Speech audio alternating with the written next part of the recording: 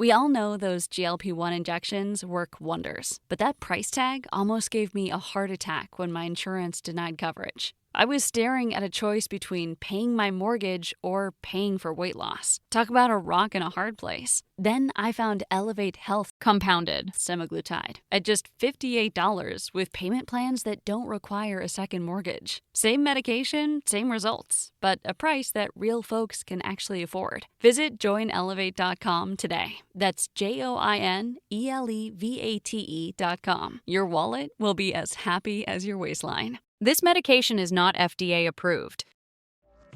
Hey, this is Jason Kleberg from the Force 5 podcast, a show that forces a guest to come up with a movie-themed top 5 list topic, and then we reveal our picks on air. Top 5 heist films, top 5 tearjerkers, top 5 movie dogs. Every show you'll be asking yourself, what would be on my list? Guests include directors, screenwriters, actors, podcasters, musicians, authors, and even a professional wrestler. Subscribe to the Force 5 podcast, and you won't just be a listener, you'll be a list nerd.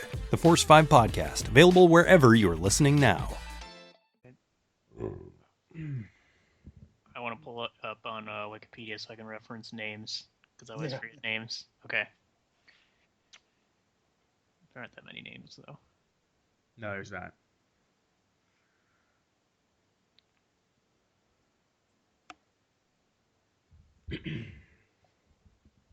Yeah, and you two try not to talk over one another. You guys can talk over me all you want. Just try not to talk over each other. Cool. So. Okay.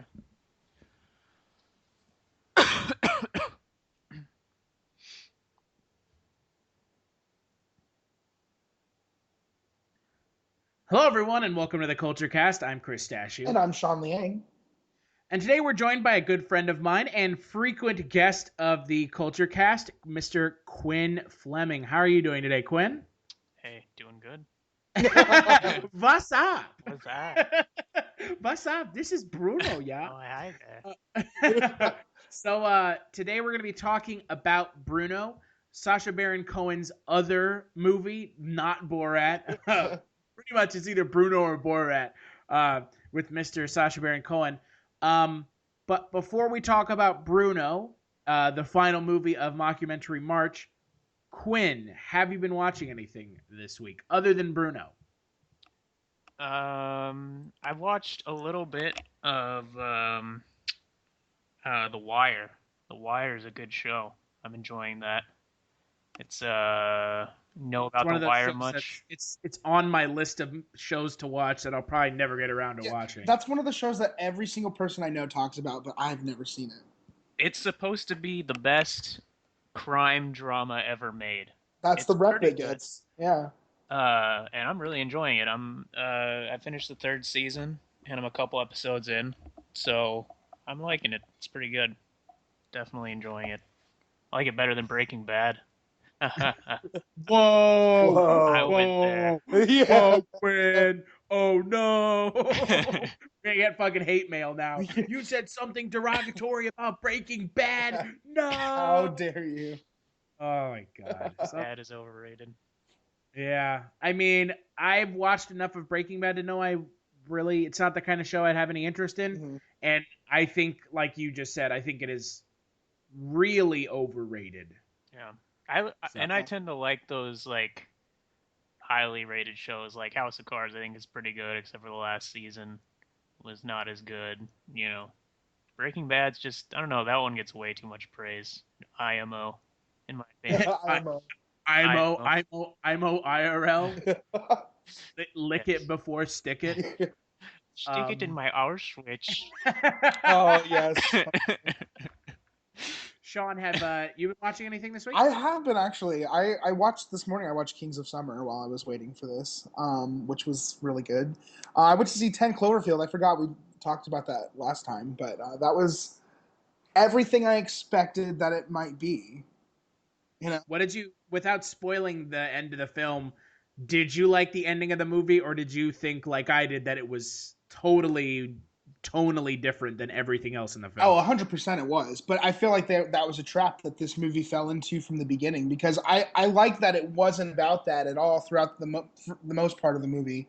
But, of course... It had to live up to that Cloverfield exactly. name. It had to tie it at the end together. And I feel like they set it up for another sequel. It feels like The Walking Dead, though, you know? Yeah, I mean, as much as I was really surprised by that movie, it really could have avoided that Yeah, trap at the end. I know. I wish they had done it more because I liked what it was, you know? Yeah. Even though it was everything I expected. You know? What have I been watching? Other than the movie we're going to be talking about on Thursday, which I don't even want to broach the subject right now because we'll go off on a tangent about it. I have not been watching anything. I've had family in town, and we do other stuff. We don't sit around and watch TV normally when I have family here. So, just Brüno. So let's talk about Brüno. Brüno was released in 2009. It's directed by Larry Charles, who also directed Borat, the film that I would say Sacha Baron Cohen is known for, the shtick that he's known for at this point. Stars Sacha Baron Cohen, Gustav Hammersten, and that's really it, aside from some of the celebrity cameos in the film. Yeah. And the IMDb synopsis for the film is: flamboyant and gay Austrian Brüno looks for new fame in America. Heavy on Quinn.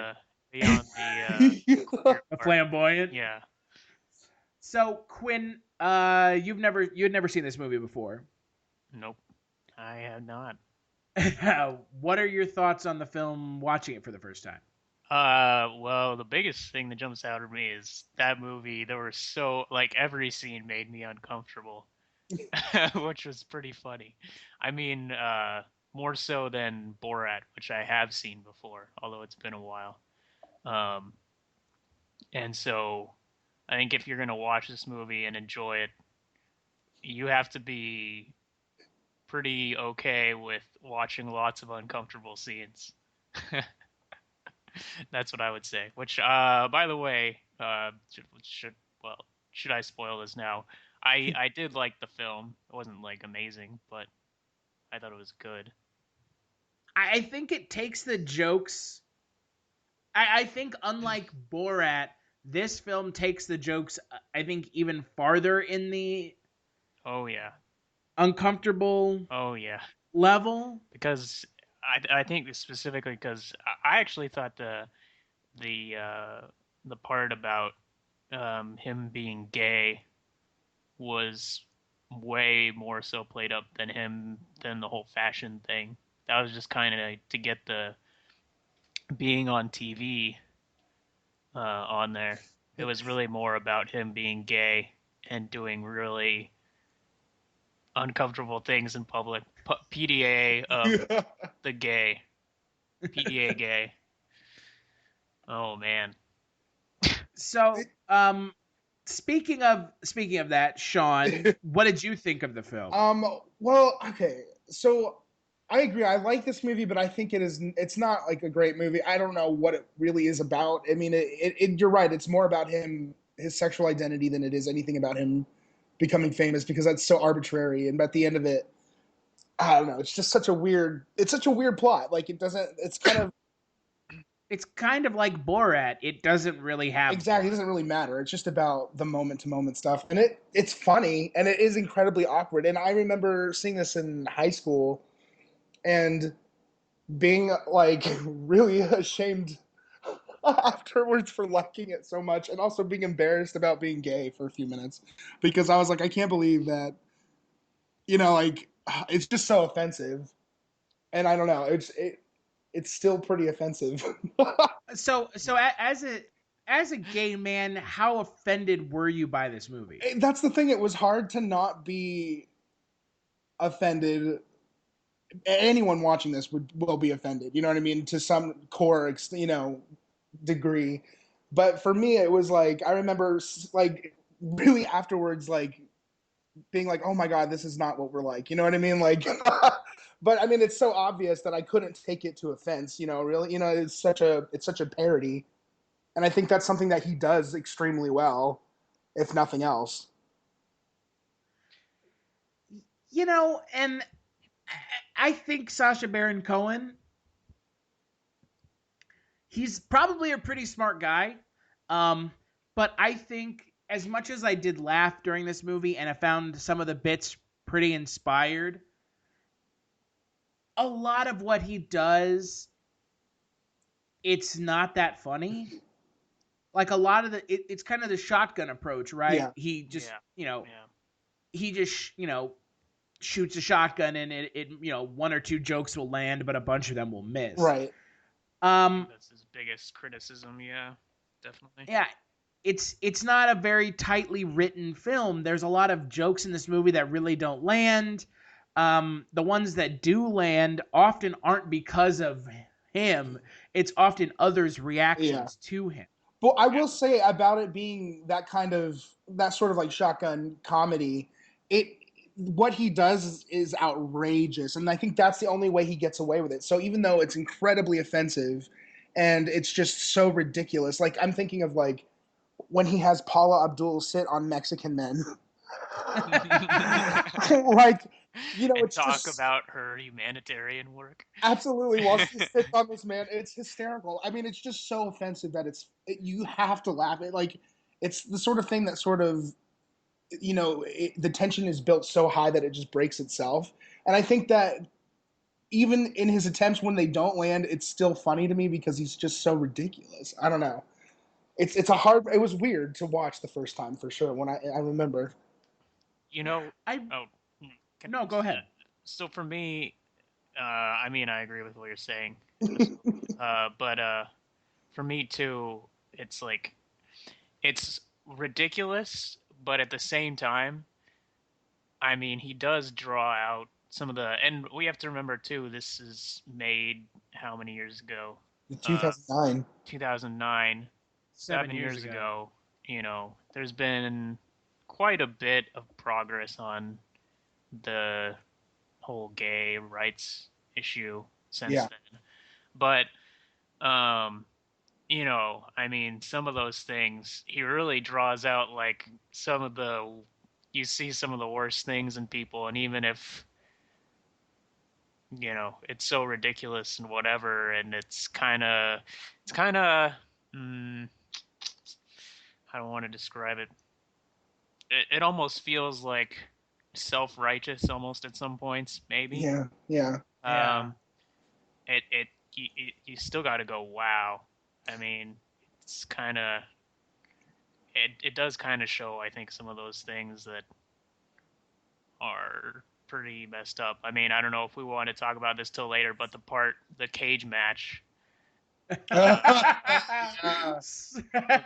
Straight Dave's man slamming Max. Straight Dave. I don't know. And then there's the babies, obviously. The babies in commercials. Although actually, I can't really fault those people. I mean, those people look like they really needed money. Like they're just. I mean, you could tell the moms are just like, "Oh fuck me, I'm going to hell for this." If you're looking for more horror outside of the mainstream, look no further than Unsung Horrors, a podcast about underseen horror movies. I'm Lance. And I'm Erica. Every other week, we'll cover a horror movie with fewer than 1,000 views on Letterboxd. We'll even give you double feature recommendations to pair with the movies we discuss. From gothic to shot on video, from slashers to comedies, from giallo to J-horror. We'll cover all the subgenres. So join us as we unearth these hidden gems of horror. Follow us on Instagram, Twitter, and Facebook, all at Unsung Horrors, available wherever you listen to podcasts. And part of the Someone's Favorite Productions podcast network. As their yeah. Oh, that was rough. I mean, you're talking about some of the things, Quinn, that it's where it's like almost self-righteous, and it's kind of exposing the kind of the a little bit of the nasty undercurrent that this country has always had in regards to the gay rights issue. The one that always cracks me up is when Brüno tries to have sex with Ron Paul because he thinks he's RuPaul. Oh my God, is that what? I didn't get that. That's hysterical. I didn't realize that either. he thinks he's drag queen RuPaul, God. so he's trying to have sex with Ron Paul. And at one point, he's like, he wants to like stick a champagne bottle up his ass. That was so funny.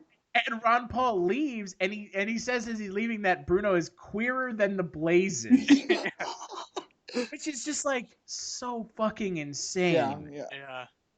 Oh, that's so funny now that I get that. That's hysterical. Oh man, that scene. Him like he's like over in the corner trying to read the newspaper. Yeah, and like eyeing him. Trying not to eye him out of the corner of his eyes. Oh my god.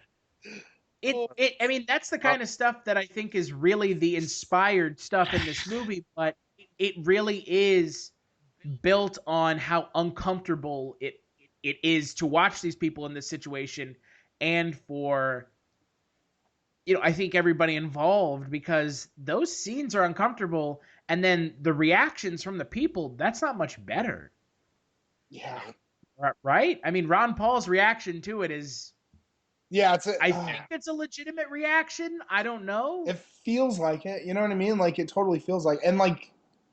Yeah, I remember that. I noticed that specifically this time. What do you mean by legitimate? Like that he didn't know about it beforehand, or... I mean, obviously that's what a lot of the Brüno Borat shtick is based off of shock value. Right. And no, I think he didn't know about it beforehand.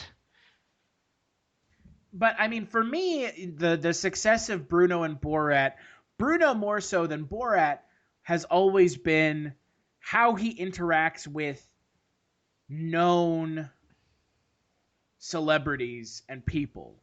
Like the bits where it's him and Gustav Hammersten who plays Lutz. I mean, those scenes are okay. I think those scenes go on for way too long. Yeah. Especially the one where they're in the bondage mechanism in the bedroom.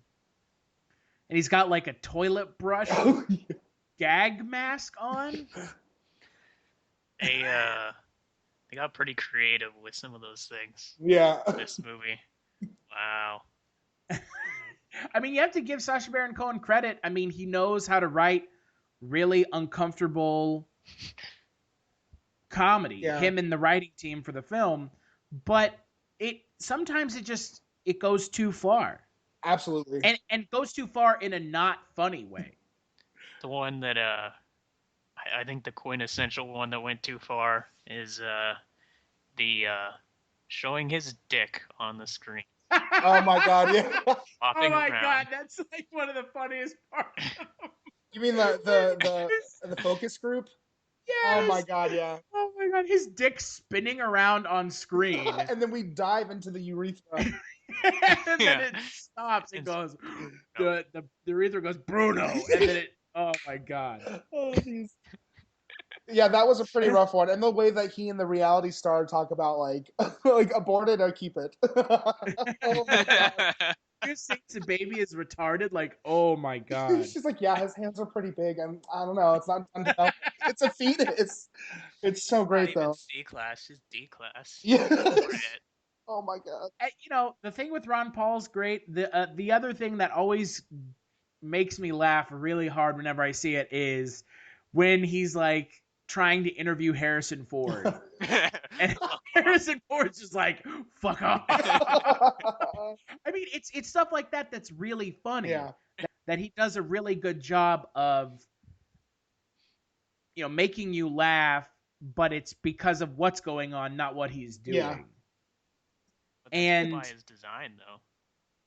Right. And I think that Sacha Baron Cohen, I'm going to be perfectly honest, I'm not the biggest fan of his because I think he's kind of a one-note comedian. Yeah. I don't know. I mean, the fictional films that I've seen him in, like The Dictator, and then he's had bit parts in Talladega Nights, and he was also in... He was in Sweeney Todd. Yeah, he was in Sweeney Todd. I mean, He hasn't, done anything to make me be like, oh, my God, so great. You know what I mean? I have to think about that. I don't know how I think I like him. I like him. I think he's funny, but he is a one-trick pony. Yeah, I mean, he does one thing, but he does it with such style. Yeah. I think he's funny. It's the same thing. He takes the joke, he takes the joke way too far, and he keeps the joke going. I mean, I have to give him credit, as much as I think it's kind of stupid for when he shows up to the red carpet dressed as a character from his movie. The man has no shame. When he was at the Oscars this year presenting as Ollie G, and he had to get into costume in the bathroom because the Academy more or less told him, you're not fucking doing that. Oh my God. They essentially said there's a moratorium on you pretending to be one of your characters on stage. I have to agree, Quinn. He's a one-trick pony, but I disagree with you guys. I don't think anything he's done recently will hit the level of notoriety that Borat and Brüno hit. Borat more than Brüno. That's fair. I mean, I agree. I was kind of over it after I saw Brüno, to be honest. I mean, at the time I didn't know if I liked the movie or not. It was really uncomfortable. So he kind of disappeared after that. Well, he made The Dictator after he made Brüno, and The Dictator was essentially a version of Brüno and Borat, but halfway through the movie, it just becomes like a fictional film. Right. Well, which that film is worse than Brüno and Borat by leaps and bounds. That movie is not good. I still enjoyed that, but I would agree that's not as good. And I'm not sure I saw the trailers for his new movie coming out. What is it? The Brothers Grimsby. Yeah. I don't feel interested in seeing that. Well, and I don't think that it really, I don't think that it hit either. I think that it was, it got middle of the road reviews. But I think that maybe his shtick really is a little played out, and people want something different from him, rather than just the same stuff he's been kind of doing. Yep, I absolutely agree with that. Yeah. I don't think he can have, unless he comes up with I don't know, some new character or something that's really big. He's gonna have trouble really making it into the, I don't know, Hollywood main scene again with movies like this. Well, and and Borat. I mean, I'm just gonna be perfectly honest. The first time I saw Borat, I thought it was great. I think Borat, the first half of Borat is really funny. And then the second half of the film, after his producer leaves, I think just completely goes downhill and is just, I think it's just, it doesn't have the same comedic, strength. But I think Brüno as a movie, I think is funnier throughout than Borat is. Interesting. I mean, the problem is, though, again, the Brüno and Borat character are kind of the same character. Yeah. Right? I mean, I don't think that there's really a disagreement on that. It's just a platform for Sacha Baron Cohen to make people feel uncomfortable. Exactly. Right. Just different groups that he's making feel uncomfortable. Yeah, exactly. Well, and in Borat, unlike in Borat, he doesn't really confront xenophobia that much. In Brüno, he's confronting, homophobia. Yeah, there's a pretty direct, much, head absolutely. on. There's a direct political feeling about it. I remember that. Yeah, this had much more of a political feeling than when I was watching Borat. That was more fake country. Yeah. Well, and I think that Brüno has, again, some really inspired bits, but when you just kind of dig down to the core of it, it really is just Sacha Baron Cohen pretending to be gay to make people feel uncomfortable with the fact that he's gay. Overly gay. Yeah. Let me kiss you, or here, want to see my penis? Or isn't it weird that I'm white with a gay baby? You know what I mean? It's not, it's that shock value is fun for a while, but Brüno and Borat aren't the kinds of movies you're going to watch over and over again, like some comedies. Yeah. Nope, you're right. I don't know. This one, it's so politically charged. It really is. I think that's what the difference between Borat and Brüno and how I felt watching it. I don't know. But I mean, okay, Quinn. If we go with the idea that, like Sean said, this is a politically charged movie, do you think that this movie actually has anything to say on the idea of homophobia in America and kind of the way Americans approach homophobia?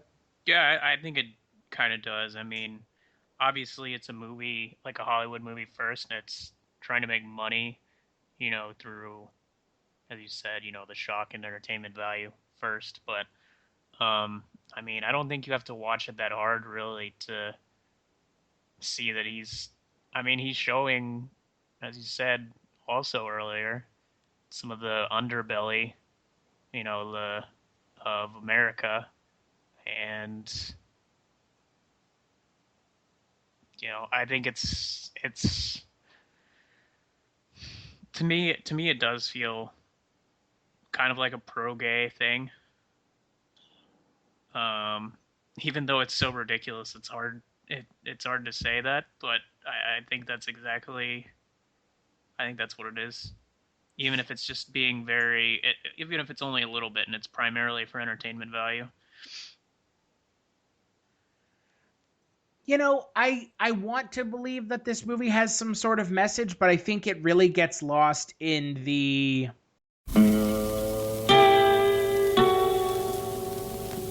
Hello, filthy movie lovers. My name is Gentry Austin. And I'm Casey Scott. And we're the hosts of the Sin Syndicate, film podcast for something weirdos, anti-criterion bros, and Joseph Sarno aficionados. Join us semi-weekly as we peer into the adults-only theaters and sticky-floored cinemas of the golden age of sexploitation, when the morals were loose, the laws were murky, and the intercourse was all simulated. Find us now on the Someone's Favorite Productions podcast network.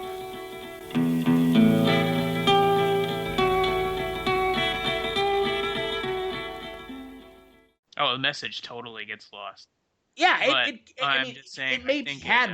Yeah. I think it's at least trying to. It definitely has a statement. I mean, it's bold because, like you said, it shows the underbelly of the way American reacts to gay culture and gay anything, but it also shows like the underbelly of gay culture. You know what I mean? Like I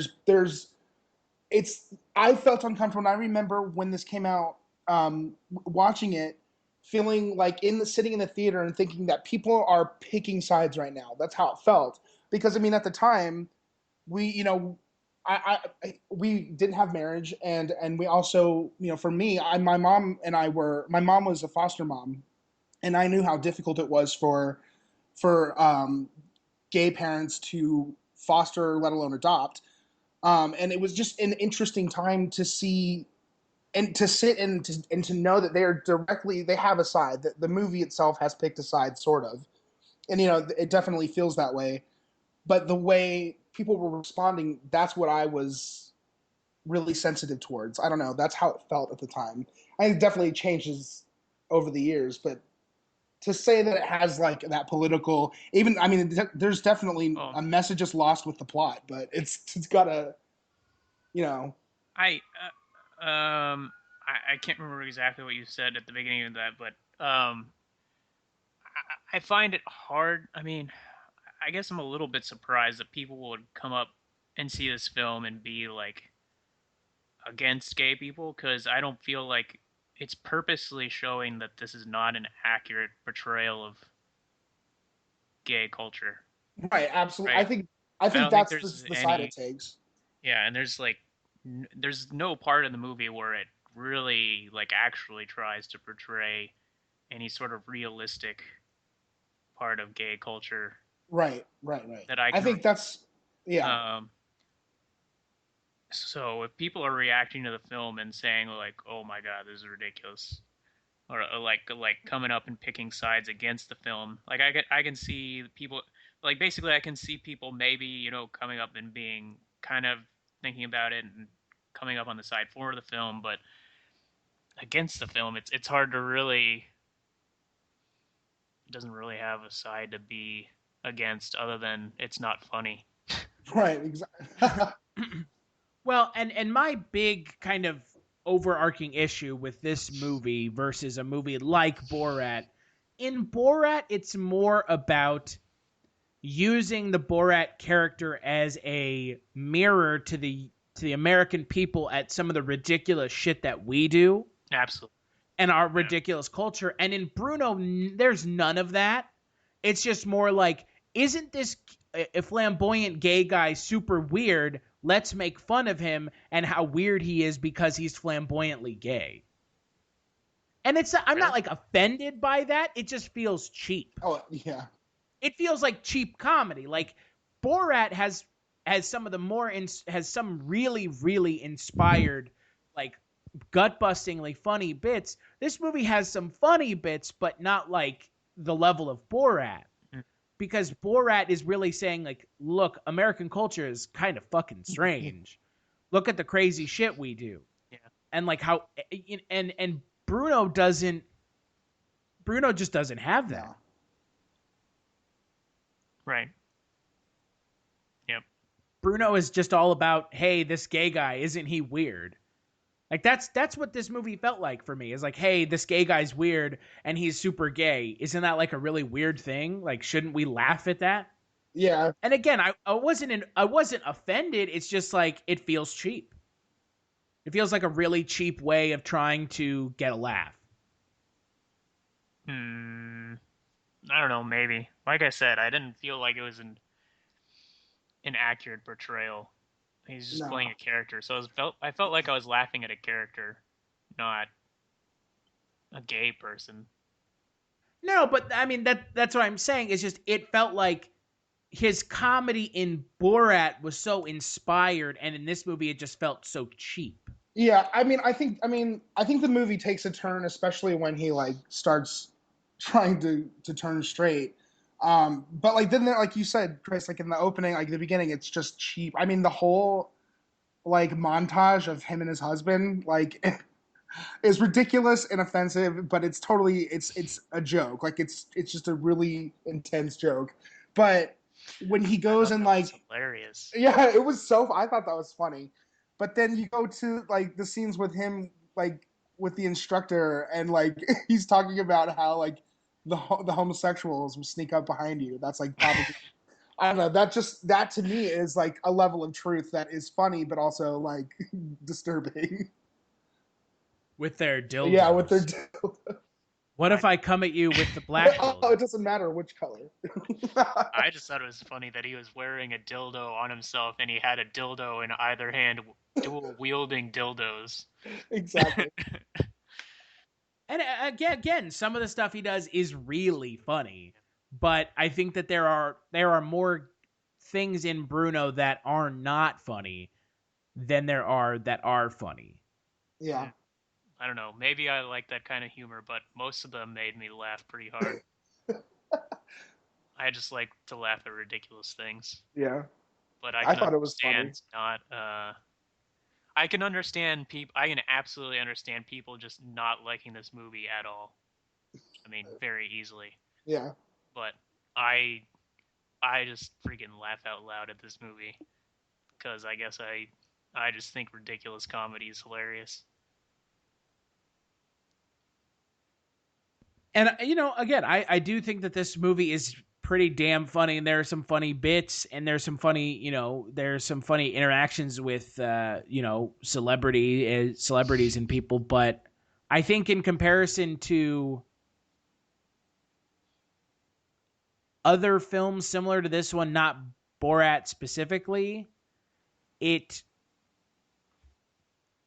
plays on the shock value. It uses the shock value crutch a little too much. Yeah, it's definitely different than The Dictator and Borat. Borat tries to tell they try to tell a story. This movie doesn't try to tell a story. I mean, this movie really is just gags or skits tied together with like a very loose thread. Because at one point he's trying to be straight, another point he's trying to reclaim his fashion career. Another point, he's adopting a baby. Like it's so all over the place that it feels like it has no focus. Yeah. He consults the spiritualist. He goes in as an extra on that TV show on Medium. Yeah. Oh my god. I mean, if you really want to kind of look at the film from a purely movie standpoint and a structural standpoint, this movie has I don't no even plot. know why he went to the Middle East in that one part. That took some balls. Oh, That took some balls. Like oh man, that in a way that part made me the most uncomfortable because like that's not very safe at all. Yeah.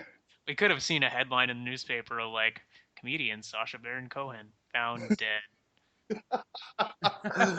But the song he sings and makes them like he uses their hands to like touch his face. It's so funny. Yeah.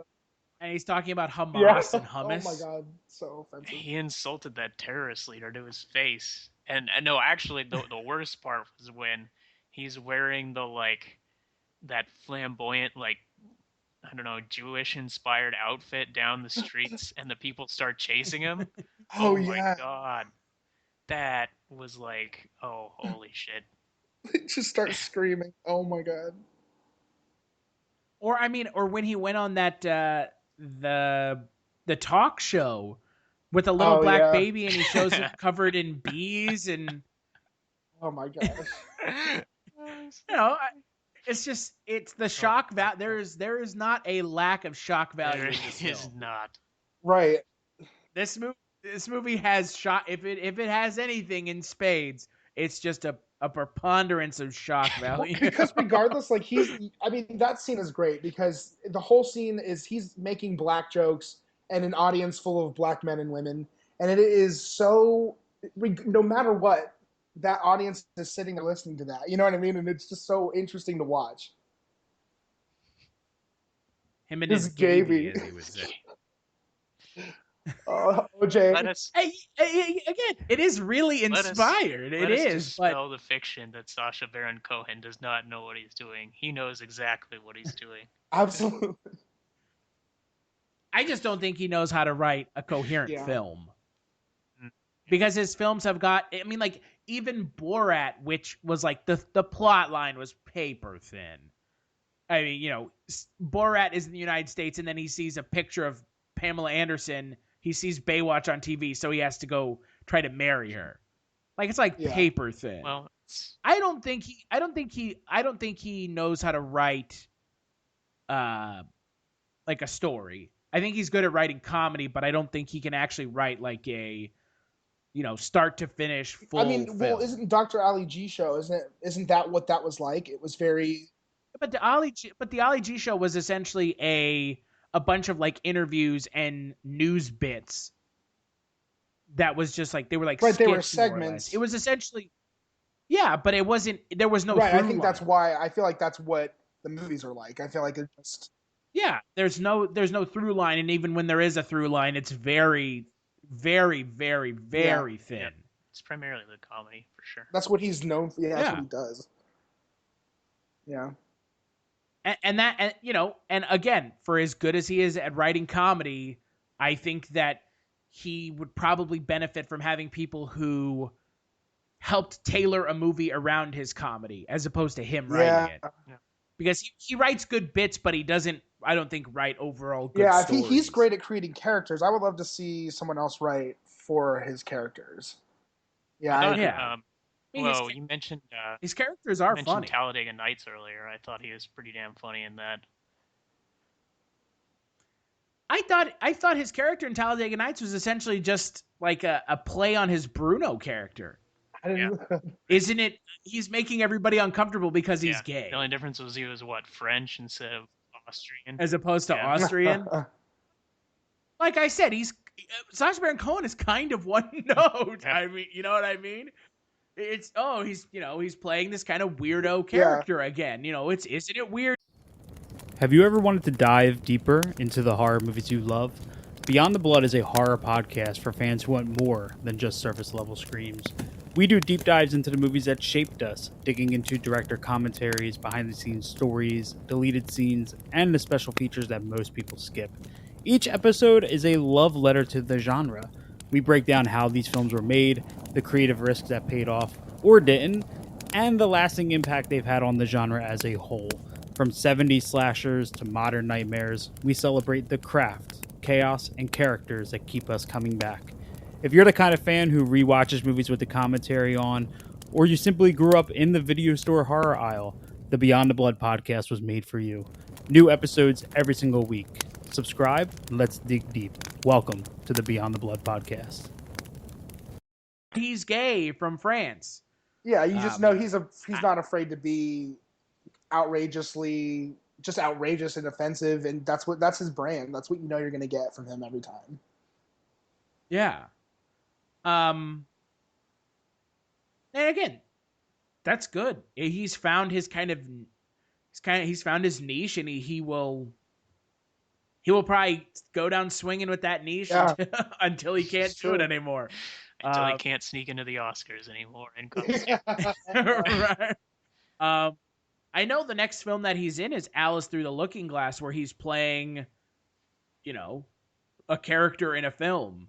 Like an actual fictional character that is not interacting with real people. So a half man, half clock. So I don't even know what the fuck to make of that. So really have no idea what to make of that. Quinn, skip it or watch it in best performance.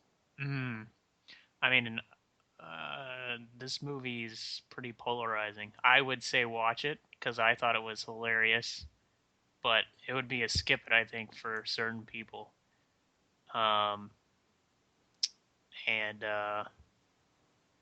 Best performance.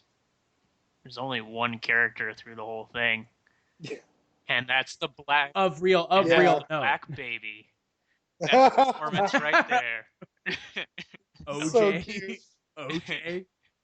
OJ the baby. No, but are you actually picking the baby? I'm confused. Just kidding. I don't know. I mean, who do I go with besides Sacha Baron Cohen? I mean, that's kind of it. So Sacha Baron Cohen it is. Yeah, I think we're all gonna have the same answer, really. Harrison Ford. Oh God. What about you, Sean? Skip it or watch it? I say watch it. I mean, especially if you like crude humor, it's funny. It really is funny. It's stupid humor. If you're not offended or if you can handle it, I say watch it. I think it is funny. And best performance, I gotta say, Sacha. I don't think he's pretty good. I think for me, this is the kind of film that certain people I would suggest it to, and other people I know would not think it's funny and would probably be offended by his character. I saw this movie with my parents in theater. God bless you. So that's a thing that happened. And I know that there were a couple bits that they laughed at, but overall, I don't think that it was their cup of tea, obviously. So, this film does not have a widespread appeal. Yeah. It doesn't. It really doesn't. As funny as it is, this is not the next big comedy film of the century. No. I'm pretty sure this is the first R-rated movie I went to alone as an 18-year-old kid. I'm pretty sure that happened because I felt guilty and ashamed afterwards. But it was good. Yeah, I remember specifically I didn't end up seeing this movie because I think I was busy with school and stuff, and I remember everybody was like, "Oh, this movie's just too ridiculous." The shock value. I think that was too much for a lot of people, and they were like, "Don't watch it. It's got." I remember somebody said to me, "It's just got Sacha Baron Cohen waving his dick at the screen for a full minute." And yeah, that's pretty much what I heard. And they weren't wrong. That's true. And it wasn't a minute, but It was significantly less than Unfortunately, it wasn't a minute. No, I'm glad I watched it now. I'm glad I came back and watched it. I thought that I laughed pretty hard at this movie. Yeah. Yeah, and like you said, Quinn, there's only really one performance of note in this film. For my best performance of the film would have to be Sacha Baron Cohen. And that you can say the same thing about Borat. There's really only one performance in that film, and that's him as Borat. And I think that does play into the weaknesses of these films, is that it's so Brüno centric with nothing, so Sacha Baron Cohen centric with nothing else, that they don't take time to tell a story. It's just, let's watch Brüno go do something crazy. Let's see Brüno go talk to Ron Paul and try to have sex with him, or or have Paul Abdul try to eat sushi off of a naked Mexican, house worker. You know what I mean? It's not about the story. It's just about these, it's almost like what it reminds me of is the Jackass. Yeah, absolutely. Yep. But it's for the same kind of audience, though. Absolutely. I would rather watch the Jackass movies than either Brüno or Borat. I haven't seen the Jackass movies, so maybe it's time now. Maybe it's time to accept it. The Jackass movies are great. There is some real funny shit. I love them. We get together and watch them every weekend sometimes. Johnny Knoxville inhaling farts from a fart suit. And then just vomiting all over it. It's so bad. God. I know exactly what you're talking about. So what do you guys think this film got on Rotten Tomatoes? I'm gonna go with a straight up 60%. Yeah, that's a good guess. Say that it barely made fresh. Because I'm assuming there are some people that were just straight up felt like fuck this movie, and then most people were like, it's pretty funny. Yeah, what do you think, Sean? It's a good guess. I'm gonna say 55.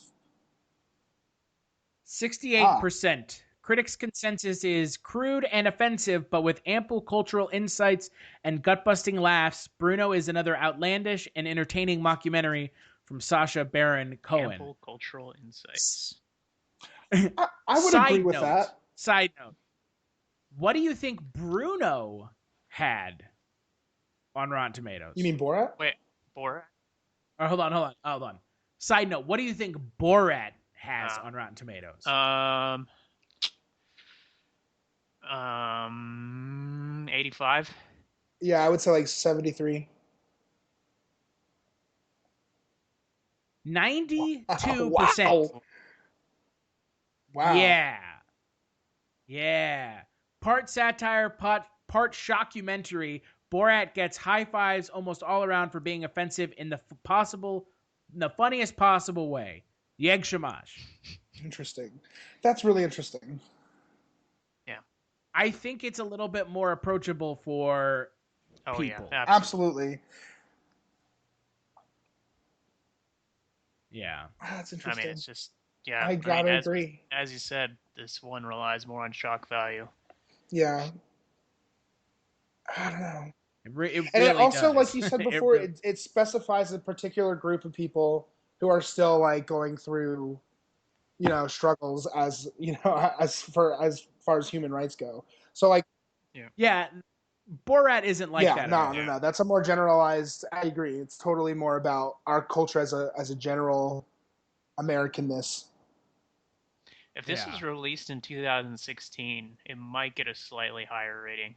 I agree. I totally agree. I feel different about it watching it today than I did in 2009. Mm-hmm. Yeah, I would have to agree with that. The climate has changed quite a lot. Yeah. Yeah. I'm just curious, what did The Dictator get? Because I'm guessing that's more like 50%. Oh yeah, I do. Oh. The Dictator got a 57. That's accurate. These are all accurate. Wildly uneven but consistently provocative, The Dictator is a decent entry in the Paula slapstick comedy genre. A decent entry. Yeah. Decent entry.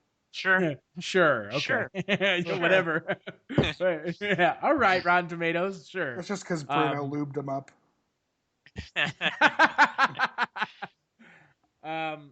Well, Sean, anything you want to plug before I talk about the film we're going to be having a very lengthy discussion about on Thursday? I can't wait. Lonely and Horny comes out next week, and I think this is a perfect time to talk about it. It comes out on Vimeo, and you can pre-order it now, but it'll be out on April 8th. So I'm excited. Check that out. I'll post it on Facebook. And as always, you can follow me on Twitter. I'm Shonifer. And on Facebook, I'm Sean Liang. And you can follow me on Twitter at Kulturestash. And if you like what you're hearing now, go to cultureshock.com/Kulturecast to check out the other episodes of the Kulturecast. We are also on iTunes and Stitcher Radio. Give us a good review on either one of those to help other people that love movies find our Kulturecast. This Thursday, we're going to be talking about the wildly decisive, astoundingly controversial DC comic book movie. I can't believe that those words come before a comic book movie. Batman v Superman: Dawn of Justice. And we're going to be joined for the first time by staff writer Ash Suri, and once again by good friend of the Kulturecast, director of 6 Reasons Why, Matt Campagna. We're going to be sitting down and talking probably for quite a while about Batman 5 Superman: Dawn of Justice. Don't talk as long as the film is. Fucking Fern, you haven't even seen the movie. And I might not for a while. 2 hours and 40 minutes is a big amount of time to set aside for a comic book movie. I will say that much. Anytime at night. Big thanks to you, Quinn, for sitting down and talking with us. It's been a while. It has been. Thanks. I actually don't think you've been on since we changed to host, since Sean has become the new host of the podcast. First time. I have not talked to you until now. It's nice to meet you. Nice to meet you. Hello, everyone. That's right. I had dinner with your sister. Really? Yeah. I met Sean when I was in L.A. and he met your sister before he ever talked to me. Oh my god. Oh my god. Oh man. Well. And actually I gotta plug one other thing. And as always, big thanks to Wavoka for the intro outro music for the podcast. And make sure to check out this Thursday's Kulturecast.